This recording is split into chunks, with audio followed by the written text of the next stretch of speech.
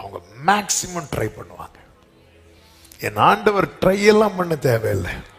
அவர் செய்யணும்னு நினைச்சாலே போதும், அந்த காரியம் நடந்திருக்கும். ஆமேன் சொல்லுங்க பார்க்கலாம். அதுல ஒரு அதிசயம் தானே. தாவீது சொல்லுகிறார், நான் எப்படிப்பட்ட அதிசயமாய் உருவாக்கப்பட்டேனா, பிரமிக்கத்தக்க. நீங்க யாராவது உங்களை தேவன் சிருஷ்டித்ததை எப்படி பார்த்திருக்கிறீங்களா? நம்மளே பார்க்கல. அவங்க என்ன இப்படி பாக்குறாங்க, இவங்க என்ன எப்படி பாக்குறாங்க. சரி சார், நீங்க உங்களை எப்படி சார் பாக்குறீங்க? நான் அதை விட மோசமா பாக்குறேன் சார். தாவீது சொல்றாரு பாருங்க, நான் பிரமிக்கத்தக்க. தாவீதின் சகோதரர்கள் தாவீதை எப்படி பார்த்தாங்க தெரியுமா? வேற்று மனுஷனா. சில வீட்டுல கிண்டல் பண்ணுவாங்க தெரியுமா, நீ எங்க வீட்டுல ஒன்றும் பிறக்கல. அம்மா தண்ணி எடுக்க போகும்போது அந்த அடிமம் பக்கத்துல ஒண்ணு தூக்கிட்டு வந்தான். ஆமே. அது சந்தைக்கு காய்கறி வாங்க போனாங்களா, அங்க ஒண்ணு வாங்கினா ஒண்ணு ஃப்ரீ. என்ன ஃப்ரீன்னு பார்த்தா நீ. இப்படி உலகம் நம்மளை பார்க்கும். ஆனா தாவீதை உண்மையிலே தாவீதின் சகோதரர்கள் சங்கீதம் 69 நினைக்கிறேன், அவனை எப்படி பார்த்தாங்கன்னா, வேற்று மனுஷன், வேற கிரகத்துல உள்ளவனும். ஆமே. அந்நியனாய், வேற்று மனுஷனாய். ஆமே. தாவீது எப்படி பார்க்கறது தெரியுமா? பா சூப்பர். தாவீதை யாரை பத்தி சொல்றீங்க? எப்படி சொல்றீங்க? என்ன அவர் உருவாக்குனது? எலும்புகள் உருவாகல, தசைகள் உருவாகல, தரிசனம் தாய் கருவிலே. தாவீதின் குடும்பத்தார் தாவீதுக்கு பேரை சொல்ல வெட்கப்பட்டாங்க. ஆனால் இயேசு தாவீதின் பேர்ல தான் அறியவே பட்டார். உன்னை குறித்து உலகம் வெட்கப்படும் போது உன்னை குறித்து பெருமைப்படுகிற ஒருவர் பரலோகத்தில் இருக்கிறார். நல்ல கரங்களை தட்டி ஆமேன் சொல்லுங்க பார்க்கலாம். கர்த்தருக்கு மகிமை உண்டாவதாக. ஆமேன் சொல்லுங்க பார்க்கலாம். ஆமென். ஆண்டவருடைய வைராக்கியம். நமக்கு நேரம் இல்லை. ஆமென். இங்கே ஆண்டவர் சொல்லுகிறார் பாருங்கள். அவர் இன்னும் கொஞ்சம் கோபம் கொண்டிருந்த போதுன்னு சொல்லி 15வது வசனத்திலிருந்து ஆண்டவர் நான் என்ன பண்ண போறேன் அப்படி சொல்லிட்டு ஆண்டவர் சொல்றார். அப்படி சொல்லும் போது ஆண்டவர் ஒரு காட்சியை காண்பித்துக் கொடுக்கிறார். அந்த காட்சி தான் 18வது வசனம் முதல் 21வது வசனம் வரை நான் வாசிக்கிறேன். நான் என் கண்களை ஏறெடுத்து பார்த்தபோது இதோ 4 கொம்புகளை கண்டேன்.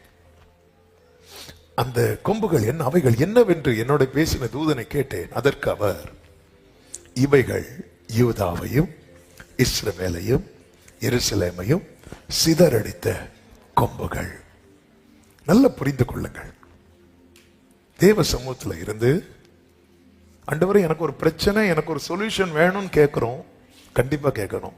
ஆனா அந்த பிரச்சனைக்கு பின்னாக இருப்பது என்ன, இதை கர்த்தர் முதல்ல காட்டி தருவார். ஆமென் சொல்லுங்க பார்க்கலாம்.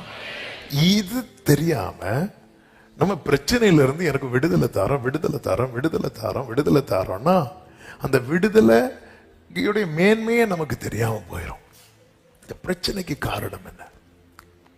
ஒரு கண்ணீரோடு நிற்கிற தூதன், கண்ணீரோடு நிற்கிற கர்த்தருடைய மனுஷன், ஆண்டவருடைய வைராக்கியம். இந்த 4 கொம்புகள் என்ன? ஆண்டவரே, ஆமென். தாவீது பாடுகிறார், என் கொம்பை நீர் உயர்த்தினீர் என்று. ஆனா இப்ப எந்த கொம்பு உயர்ந்திருக்கிறது தெரியுமா? சத்துருவின் கொம்பு. ஆண்டவரே, இந்த 4 கொம்புகள் எது? இந்த 4 கொம்பு என்ன ஆண்டவரே? எனக்கு 4 ராஜ்யத்தை தரப்போகிறீரா? இல்லப்பா, இந்த 4 கொம்புகள் தான் யூதாவையும் இஸ்ரவேலையும் எருசலேமையும். இந்த யூதா இஸ்ரவேல் எருசலேம்னாலே தேவன் தெரிந்தெடுத்தவனுக்கு விரோதமாய் 4 கொம்பு எழும்பும். எதுக்கு தெரியுமா? சிதறடிக்க. ஆனால் சேனைகளின் கர்த்தருடைய வைராக்கியம் என்ன செய்யும் தெரியுமா? இதை மட்டும் காட்டிட்டு விடல. இதை பார்த்துட்டு இருக்கும் போதே இன்னொரு காட்சியை காண்பிக்கிறார். பின்பு கர்த்தர் எனக்கு 4 தொழிலாளிகளை, தொழிலாளினா கார்பெண்டர்ஸ் போடப்பட்டிருக்கிறது, கொல்லன் என்று சொல்லப்பட்டிருக்கிறது. கை வேலை செய்கிறவங்க, சிம்பிளா சொல்லணும்னா வேலைக்காரங்க. எல்லாரும் சொல்லுங்க பார்க்கலாம். 4 தொழிலாளிகளை காண்பித்து தந்தார்.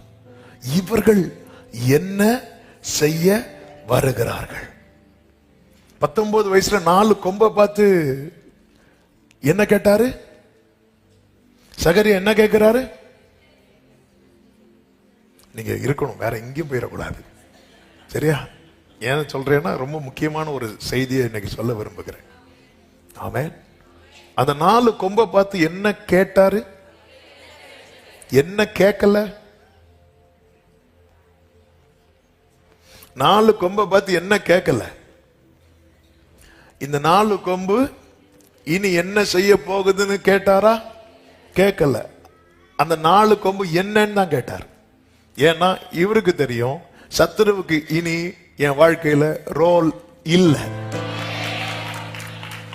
ஆமே, இந்த வார்த்தையை சொல்லுங்க. சத்துருவுக்கு இனி என் வாழ்க்கையில ரோல் இல்ல. சேனைகளின் கர்த்தரின் வைராக்கியம். அது என்ன? இதுதான் சிதறடிக்கும் கொம்புகள் அல்ல, சிதறடித்த கொம்புகள். அப்போ சிதறடித்த கொம்பை பார்த்தாச்சா? பார்த்தாச்சு. பிரச்சனை என்னன்னு பார்த்தாச்சா? பிரச்சனையை பார்த்தாச்சு. பிரச்சனையை பார்த்த கண்கள் பிரச்சனைக்கான சொல்யூஷனை பார்க்கும். பிரச்சனையை பார்த்த கண்கள் இன்னைக்குள்ள ரேமா இதுதான். பிரச்சனையை பார்த்த கண்கள். ஆமென். அந்த சொல்யூஷன் தான் 4 தொழிலாளிகள். அந்த வசனத்தை பாருங்கள். ஆமே. பின்பு கர்த்தர் எனக்கு 4 தொழிலாளிகளை. ஏன் 4 தொழிலாளி? அடிச்சிங்க பாருங்க. அங்க 4. அப்ப 4 பிரச்சனைனா 4 சொல்யூஷன் வரும். 40 பிரச்சனைனா நான் சொல்றது எத்தனை பேருக்கு புரிகிறது? ஜீவனையும் சுவாசத்தையும் சகலத்தையும் நல்ல கைகளை சட்டி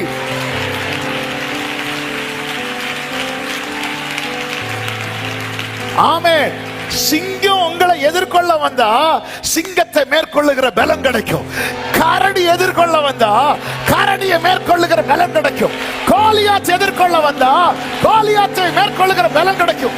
ஒரு சேனையே வந்தாலும்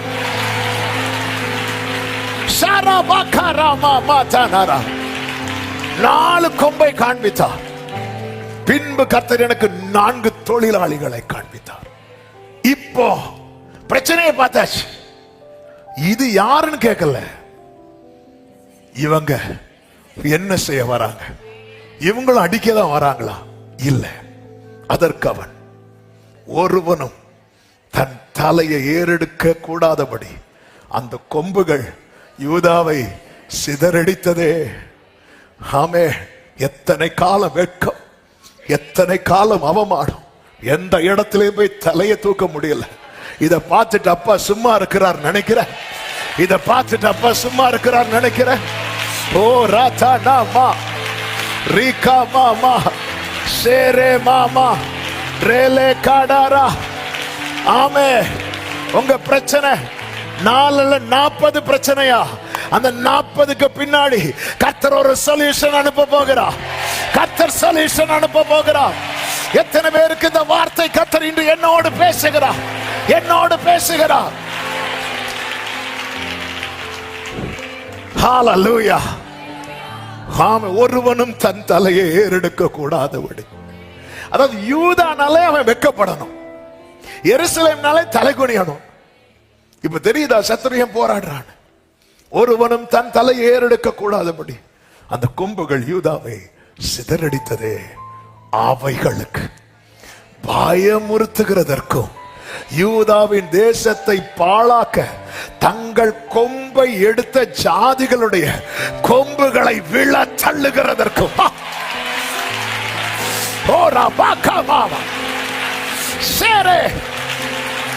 உன் குடும்பத்தில் நிற்கிற சத்துருவின் கொம்பை விழ தள்ளுவதற்கு இதோ கர்த்தர் தூதர்களை அனுப்புகிறார். ஆர்ப்பரி சபையே, எரிகோ விழும், கோலியாத் விழுவான். சேரேல இவர்கள் என்ன செய்ய வருகிறார்கள்? சேனைகளின் கர்த்தருடைய வைராக்கியம் இதை செய்வதை. ஆமென். அவைகளை விழத்தள்ளுவதற்கும், விழத்தள்ளுறதுக்கு முன்னாடி பயமுறுத்துறதுக்கும். ஹல்லேலூயா. ஆமென். தேவனுடைய நீதின்னு பைபிள்ல நிறைய இருக்கு. அதுல ஒன்று என்ன தெரியுமா? 2 தெசலோனிக்கேயர் 1:6 உங்களை உபத்திரவப்படுத்துகிறவர்களுக்கு உபத்திரவத்தையும் உபத்திரவப்படுகிற உங்களுக்கு எங்களோட கூட இளைப்பாறுதலையும் பிரதிபலனாக கொடுப்பது தேவனுக்கு நீதியாயிருக்கிறது. ஆமென். இன்னைக்கு உங்க குடும்பத்தில் எழும்பி நிற்கிற சத்துருவின் கொம்புகள் எது? எது? தலையே வெளியே காட்ட முடியல, தலை தூக்க முடியல. ஒருவனும் தன் தலையை தூக்காதபடிக்கு அந்த கொம்புகள் யூதாவை சிதறடித்தது. சிதறடிச்சதே. என் பிள்ளைக்கு இவன் இப்படி பண்ணிட்டானே. என் பிள்ளைய சில பெற்றோர் புலம்புவாங்க பாருங்க, என் பிள்ளைய மட்டும் எழுப்பி விட்டு. ஆமே. சில பெற்றோருடைய வேதனை. இந்த ஒரு டீச்சர் என் பிள்ளைய மட்டும். ஆமே. கடந்த நாள்ல ஒருத்தங்க வந்து சொன்னாங்க, அவங்க அந்த பிள்ளையோட ஸ்கூல் டீச்சர் எல்லா ஃப்ரெண்ட்ஸ் இவகிட்ட பேசாத, இவகிட்ட பேசாத, இவகிட்ட பேசாதேன்னு சொல்லி ஒதுக்கி வச்சாங்க. இதனால அந்த பிள்ளை ஸ்கூலுக்கே போக மாட்டேன். ஆமே. அப்படியே மனசுல. ஆமே. ஒரு தகப்பனார் இப்படிதான் சொன்னார். அவங்க பையனை ஒருத்தங்க இப்படி பண்ணிட்டு இருந்தாங்க. பாஸ்டர் போய் 2 கொடுத்துடலாமோ? என்ன இருக்கோ தாங்க, உட்காருங்க. பிள்ளைக்கு ஒண்ணுன்னா. ஆமே. இது என்ன? இதான் சிதறடித்த கொம்பு. இனி இது என்ன செய்யணும் கேட்கல. ஏன்னா அவர் வைராக்கியம் கொள்ள ஆரம்பிச்சிட்டார். ஆண்டவரே, இவைகள் என்ன செய்ய வருகிறார்கள்? உன்னை சிதறடிச்சது பாரு, உன்னை தலை தூக்க விடல பாரு. அதை பயமுறுத்துவதற்கும் தங்கள் கொம்பை யூதாவின் தேசத்தை பாழாக்க தங்கள் கொம்பை எடுத்த ஜாதிகளுடைய கொம்புகளை விழத்தள்ளுகிறதற்கும் இவர்கள் வந்தார்கள். இந்த